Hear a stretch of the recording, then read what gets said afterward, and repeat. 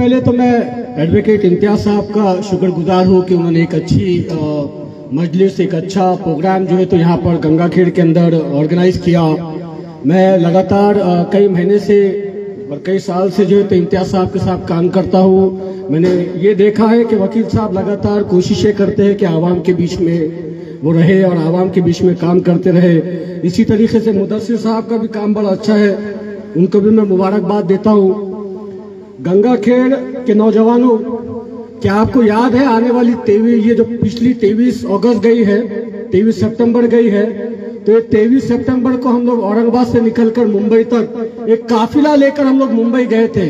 कौन कौन हिस्सा था उस काफिले का? गंगापुर के नौजवानों, वो रैली कोई सियासी रैली नहीं थी, वो रैली आशिके रसूल की रैली थी। आशिके रसूल उस रैली का हिस्सा बने थे और औरंगाबाद से निकलकर मुंबई तक गए थे। क्यों हम लोग मुंबई तक गए थे? क्या हुआ था? एक सुअर ने रसूल अल्लाह सल्लल्लाहु अलैहि वसल्लम की शान में गुस्ताखी की। जब रसूल अल्लाह सल्लल्लाहु अलैहि वसल्लम की शान में गुस्ताखी हुई तो पूरे मुल्क में, पूरे महाराष्ट्र में मुसलमानों ने पुलिस स्टेशनों का घेराव किया, एफआईआर दाखिल किए, प्रोटेस्ट किया, ये मांग की पुलिस से कि उस सुअर को अरेस्ट किया जाए। पूरे मुल्क के अंदर, पूरे महाराष्ट्र के अंदर 60 से ज्यादा एफआईआर उस सुअर के खिलाफ दाखिल किए गए। 60 से ज्यादा एफआईआर दाखिल होने के बाद भी उस सुअर को अरेस्ट नहीं किया गया। उल्टा हमारे सूबे का, हमारे स्टेट का मुख्यमंत्री उस सुअर के स्टेज के ऊपर जाता है और कहता है कि हम संतों के बालों को भी धक्का नहीं लगने देंगे। जैसे शफीक भाव ने कहा, बेशक सुअर टकला है, सुअर को बाल नहीं है। मुख्यमंत्री ने भी आके मस्का लगा के चले गया, बेवकूफ बना के चले गया, बालों को धक्का नहीं लगने देंगे, टकला है, उसको मालूम नहीं था। वो टकले के स्टेज के ऊपर खड़े रह के मुख्यमंत्री कहता है कि हम इसके बालों को भी धक्का नहीं लगने देंगे। सुन मुख्यमंत्री, महाराष्ट्र अगर चलेगा, मुल्क अगर चलेगा तो संविधान के हिसाब से चलेगा, तेरी दादागिरी के हिसाब से नहीं चलेगा।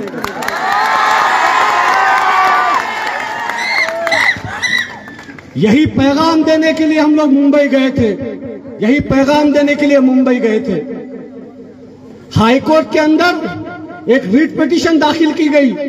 हाई कोर्ट के जजेस को यह कहा गया, वकीलों के एक ग्रुप में जाके पिटीशन दाखिल की और कहा कि साहब, मुसलमानों के प्रोफेट रसूलुल्लाह सल्लल्लाहु अलैहि वसल्लम की शान में गुस्ताखी हुई है। 60 से ज्यादा एफआईआर दाखिल किए गए हैं, मगर आज तक भी पुलिस ने उस सुअर को अरेस्ट नहीं किया, उसको कोई नोटिस नहीं दी।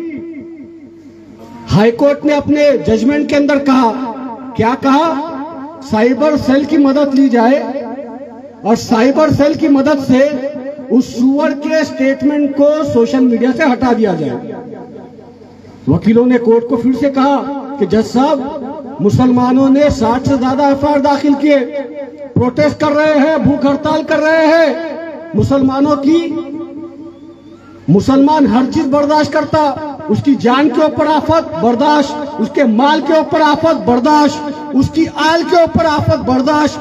मगर जब रसूलुल्लाह सल्लल्लाहु अलैहि वसल्लम की शान में गुस्ताखी होगी तो मुसलमान इस बात को हरगिज बर्दाश्त नहीं करता। ये बात कोर्ट के सामने रखी गई तो कोर्ट ने क्या जवाब दिया?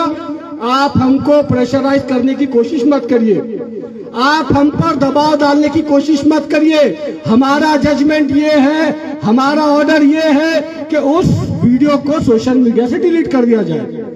आप मुसलमानों ने 60 से ज्यादा एफआईआर दाखिल कर दिए, कोई कार्रवाई नहीं करी पुलिस ने। मुसलमान कोर्ट चले गए, हाई कोर्ट ने भी मुसलमानों के साथ कोई इंसाफ नहीं किया, हुकूमत ने मुसलमानों के साथ कोई इंसाफ नहीं किया। अब ऐसे हाल में जब हमारी बात कोर्ट नहीं सुन रहा, हमारी बात पुलिस नहीं सुन रही, हमारी बात हुकूमत नहीं सुन रही, तो क्या मुसलमानों ने रसूलुल्लाह सल्लल्लाहु अलैहि वसल्लम की शान में गुस्ताखी के मामले को ठंडे बक्से में डाल के बैठ जाना चाहिए था, या वो एहतजाज, वो जुलूस को लेकर औरंगाबाद से लेकर मुंबई तक जाना चाहिए था? हम लोग गए औरंगाबाद से लेकर मुंबई तक। मैं सलाम करूंगा महाराष्ट्र के मुसलमानों को, उन जियाले नौजवानों को जो निकल पड़े अपने घरों से, महाराष्ट्र के अलग अलग कोनों से निकल कर आए औरंगाबाद की तरफ। और इम्तियाज जलील साहब और उलमाए कराम की क़यादत में औरंगाबाद से लेकर मुंबई तक एक पीसफुल प्रोटेस्ट जो है तो उन्होंने किया और हुकूमत को, पूरी दुनिया को ये एहसास दिलाया कि मुसलमान हर चीज बर्दाश्त कर सकता है मगर नामूस रिसालत हरगिज बर्दाश्त नहीं। ये पैगाम 23 सितंबर को मुसलमानों ने उस रैली के जरिए हुकूमत को दिया। क्या किया हम लोगों ने उस रैली से? उस रैली से ये हुआ असर कि महाराष्ट्र के बीजेपी के, कांग्रेस के जो एमएलए, जो एमपी गहरी नींद में सो रहे थे, अचानक जाग गए और हुकूमतों को लेटर देने लगे कि प्रॉफिट रसूलुल्लाह सल्लल्लाहु अलैहि वसल्लम की शान में गुस्ताखी हुई है और उस सुअर को अरेस्ट किया जाए।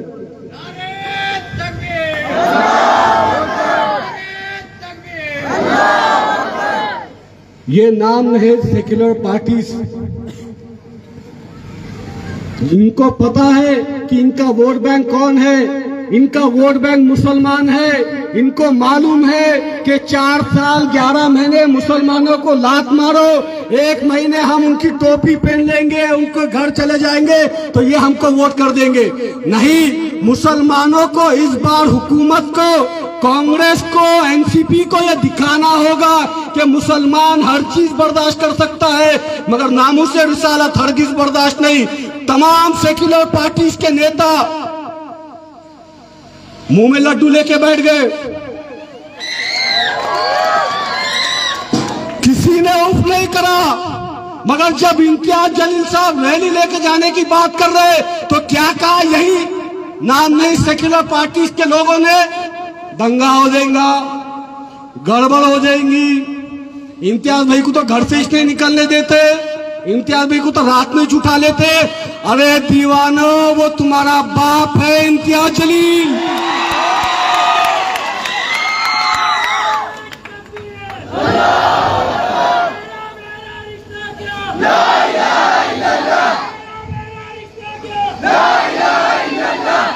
सुनो, कांग्रेस के, एनसीपी के, शिंदे के, ठाकरे के, बीजेपी के तमाम एजेंटों, दल्लालों, सुनो मेरी बात। तुम जिसको पप्पा बोलते, तुम जिसको डैडी बोलते, तुम्हारा वही डैडी इम्तियाज भाई को देख के बोलता आइए डैडी, कम पप्पा, वेलकम अब्बा।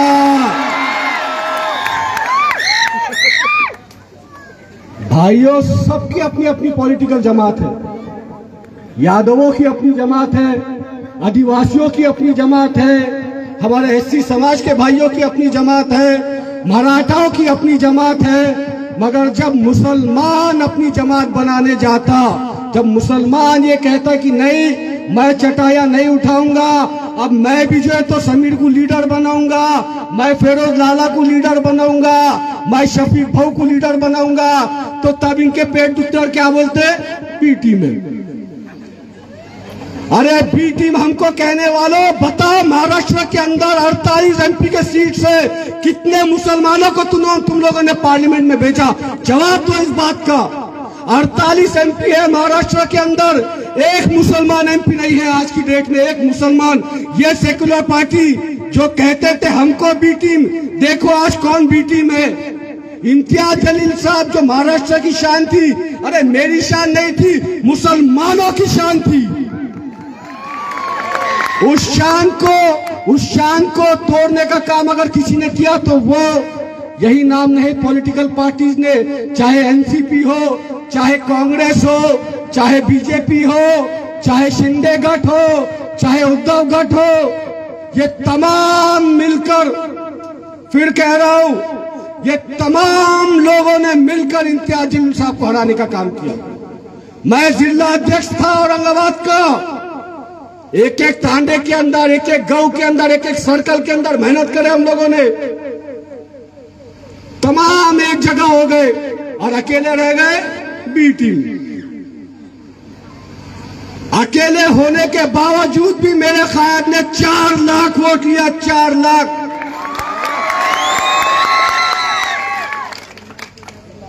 भैड़े, हमारे पास एक भैड़ा है, खैरे भी बोलते भैड़े भी बोलते, तुम जो समझना समझ लो।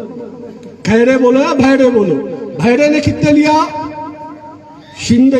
भैड़े के साथ कौन थे? कांग्रेस, एनसीपी। एनसीपी बोले तो शरद पवार वाली, अब 2 एनसीपी हो गए, चचा भतीजे की। अब एनसीपी, कांग्रेस और शिवसेना, ये तीनों ने मिलकर 2.5 लाख लिए। अब भुमरे किसका कैंडिडेट? शिंदे गढ़ का। उसके साथ कौन? अजीत पवार। अजीत पवार के साथ में कौन? बीजेपी। बीजेपी, शिंदे गढ़ और भुमरे, मतलब ये 3 संगठनों ने मिलकर कितने वोट लिए? 4.5 लाख। इम्तियाज जलील और बैरिस्टर असदुद्दीन ओवैसी साहब ने अकेले कितने वोट लिए? 4 लाख। यही तो बोलते हम, आते कैसा? झुंड में। शेर से मुकाबला अकेले नहीं कर सकते, तो झुंड को लेकर आए। अच्छा, झुंड से एक बात, हाँ जरा अच्छे से शूट करिए दादा, आपकी नोटिस का भी जवाब देता हूँ।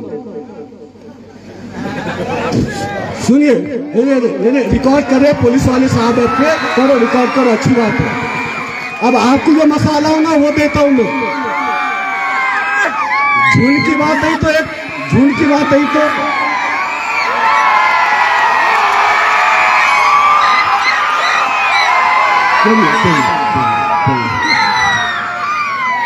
नहीं, पुलिस डिपार्टमेंट की हम बड़ी इज्जत करते हैं। पुलिस डिपार्टमेंट बड़ी ईमानदारी से अपनी ड्यूटी को निभा रहा है।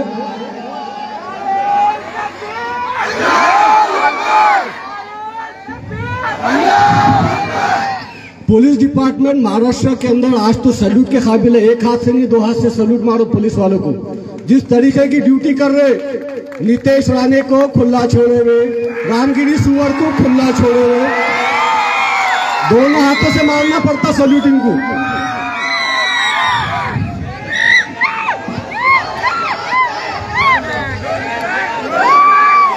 एक सुअर का पिल्ला है, नेपाल के कोई गटर से बहते हुए महाराष्ट्र तक आया। उसका नाम नीतीश राणे है। क्या बोला? सुअर का पिल्ला, और सुअर तो बड़ा रहता है, पिल्ला इतना सा। शफीक भाई बोले मेरे सदर साहब की, बैरिस्टर साहब की पैजामे के होता है। मैं तो बोला साहब ऐसा लपेट के जेब में डाल दिया भी तो चलता सदर साहब की। पिल्ला क्या बोला? गटर का पिल्ला क्या बोला? नीतीश राणे बोला मुसलमानों की मस्जिदों में घुस के मारेंगे। अब मैं नीतीश राणे को जवाब दिया, हमारे साथियों ने भी जवाब दिए। किसी ने बोले टोपी पहनाते, किसी ने बोले कलमा पढ़ाते। अब मैं बोल रहा, अरे राणे मुल्क की जिस मस्जिद में आना या गंगा खेर की किसी मस्जिद में आ, हम भी खड़े हुए लेके। वो शौक है बेटा मस्जिद में आने का, खतना भी करके देते थे। नीतीश राणे जो मुल्क को तोड़ने की बात कर रहा है, जो महाराष्ट्र का माहौल खराब करने की बात कर रहा है, उसके खिलाफ कोई नोटिस नहीं देती है पुलिस। और मेरा सदर फेरोज लाला जब गंगा खेर के अंदर आता है तो उसको ये नोटिस दी जाती है, ये कहकर कि जो है तो अनाप शनाप नहीं बोलना, माहौल खराब नहीं करना। क्या ये नोटिस उस सुअर रामगिरी गुलिचा के दिए थे क्या आपने? क्या ये नोटिस उस राणे को दिए थे क्या आपने?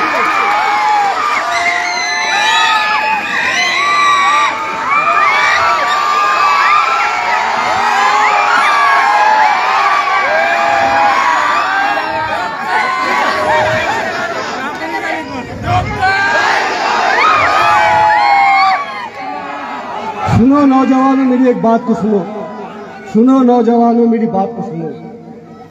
ये जो लव लेटर दिए ना, औरंगाबाद में देने की हिमाकत नहीं करती कोई पुलिस हमारे को।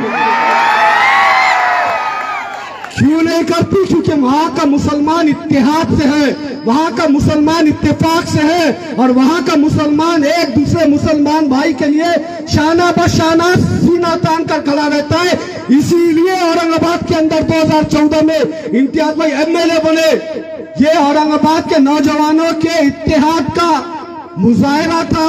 इत्तेहाद का सबूत था कि 2014 में इम्तियाज भाई एमएलए बने, 2019 में इम्तियाज भाई एमपी बने। गंगा खेर के नौजवानों, आपसे कह रहा हूं, मजलिस को जिंदा करो गंगा खेर में, मजलिस को गंगा खेर के अंदर मजबूत करो। इंशाअल्लाह ऐसा लव लेटर देने की इनकी हिम्मत नहीं होगी। हम संविधान के दायरे में खड़े के बात करते हैं, संविधान की बात करते हैं, मुल्क को बचाने की बात करते हैं, मुल्क को तोड़ने की बात नहीं करते। हम ये मुल्क हमारा था, हमारा है और इंशाअल्लाह हमारा रहेगा।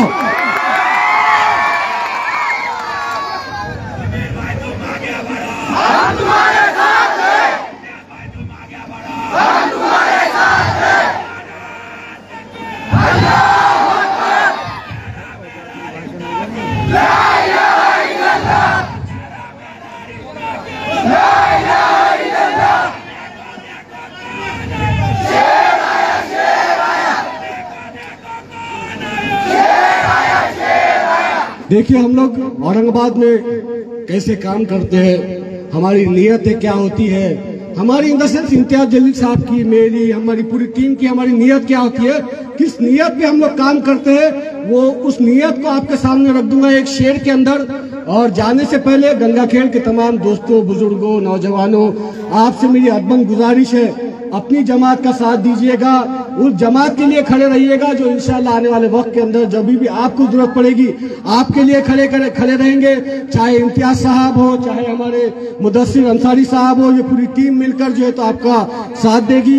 बस आपसे ये गुजारिश है कि इनका साथ दीजिएगा और गंगा खेर के अंदर जमात को मजबूत करिएगा। चलिए मैं शेर कहता हूँ, ये शेर भी इम्तियाज भाई का है, मगर अच्छा चलो मैं भी इम्तियाज भाई का शेर हूँ। कोई पवार, कोई खेड़े, कोई और, इनका शेर होने से अच्छा है कि मैं मेरे मीम भाई का शेर हूं।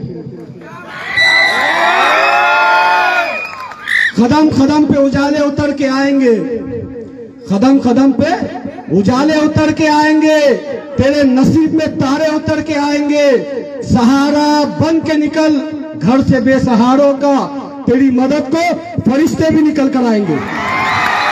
नारे तकबीर, नारे तकबीर, तेरा मेरा रिश्ता क्या, तेरा मेरा रिश्ता क्या,